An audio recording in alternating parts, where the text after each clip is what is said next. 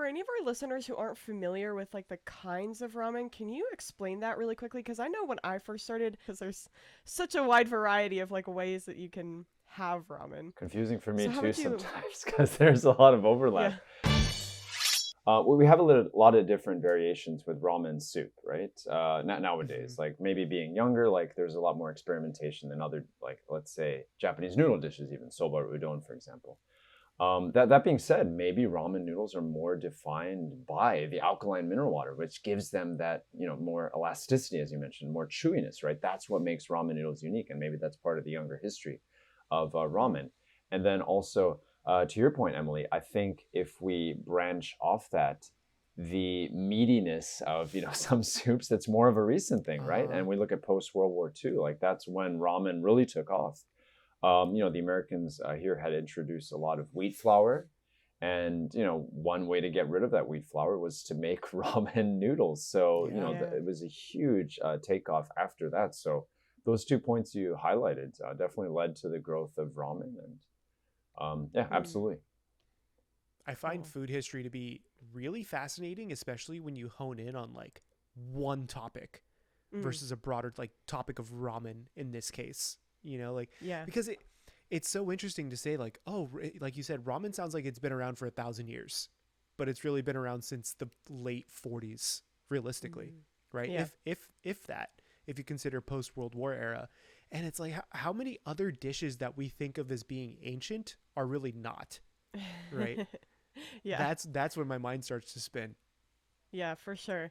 Well, so okay, history of ramen aside, which is very cool. We could go in forever on it because I agree with you, Paul. Like, food history is my thing, and that's what I'm doing on my channel these days, and it's so fun to explore just like that one sort of thing.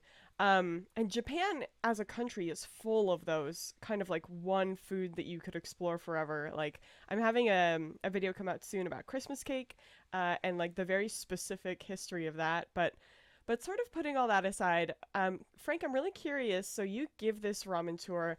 Can you describe for us, like, what would the average experience be? Like, what kind of ramen are people trying? And, like, what do you think is the ramen that Yeah, tourists what's the have got to feedback? try? Yeah, what are Yeah, they saying? I want to when know. they I come want to know all here. the juicy stuff. Yeah. Absolutely. The most popular ramen tour is one where we visit 3 ramen restaurants, and each person gets 6 mini bowls of ramen. And when I say mini bowls, like 1/4 your standard size. So this is me Mm. partnering with the ramen shops and saying, hey, Nice. let's not have that full bowl represent their whole ramen experience. Because again, ramen is so diverse, right? And it continues to Mm. be so because it's okay to try new things. That being said, one thing that maybe people are surprised by is how much they like the lighter ramens. I think you both highlighted, right? Mm. There's Yep. soba, for example, udon, it's that beautifully light soup, right? But you do have lighter ramen, even if it can be a little bit meatier, let's say, than Mm. soba or udon.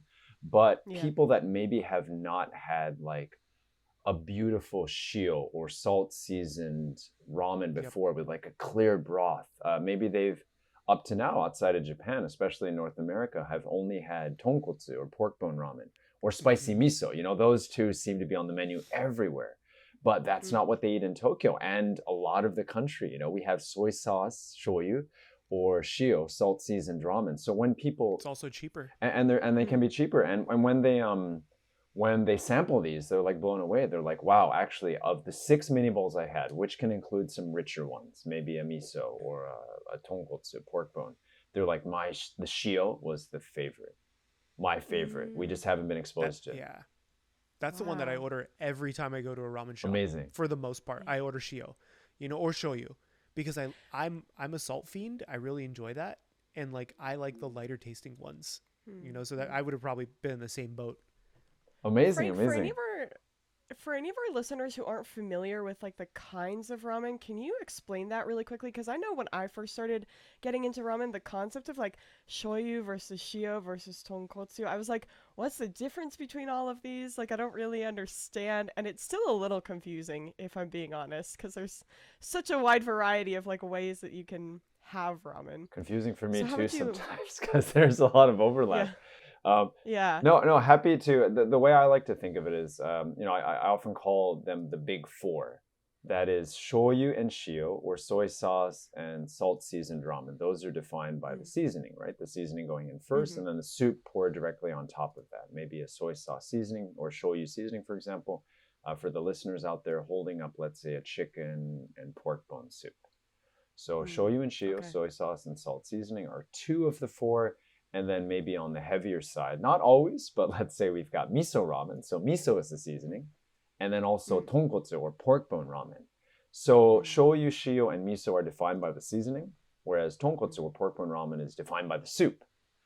But Mm. tonkotsu can be seasoned with soy sauce or salt Yeah. as Yeah, well. this But is what but confuses it's me. not a shoyu or shio ramen. It's with that milky, even white colored soup. Right. Maybe if you add some more soy sauce, then it can get a Mm. little bit more latte in color, let's say. And then there's like tonkotsu shoyu, for example, where the soup is very rich and creamy from boiling those pork bones, as you mentioned, Mm. Paul. But also on top of that, they will be using a really bold soy sauce that maybe is super salty. And so in that sense, the pork bone soup is like on equal footing with the soy sauce. So that's tonkotsu shoyu. They do that in Yokohama. They do that in Wakayama, another part of the country. So we've got all these little offshoots based on these big four. And this is not even to include like skemen, dipping ramen, right? Which is another category. Mm-hmm. There's soupless ramen. There's tantan men, or which is based off of dan dan noodles. There's tam men, Yeah. which is salt seasoned but with a lot of stir fried vegetables. This is around the Tokyo region. So Mm. the list goes on and on. But I like to think of it as Mm. those big four, and then a lot of offshoots from there, and completely different styles. Mm. That's so interesting to me because like I would have never thought of like the soupless noodles being considered ramen. Like the few that you mentioned at the end, where technically maybe they're still using ramen noodles, but I would never consider that like, oh, I just got ramen, right? If that, Mm. I don't know if does that make sense in that regard? Definitely. I think even in Japan, people tend to think of ramen with the soup. And I guess it gets tricky if we go back in history too. Like tantan men or based on dandan noodles, like they've kind of, I guess you could say, retained more of their Chinese roots. There haven't been as many adjustments made. But that dish, for example, started out soupless actually in Sichuan province in China. So not that all ramen were based around that noodles, but some of those noodle dishes coming from China were soupless. And when I say soupless, just more of a thick sauce, right? So there was definitely Mm-hmm. a place for those soupless ramen, and today we've got soupless ramen as well.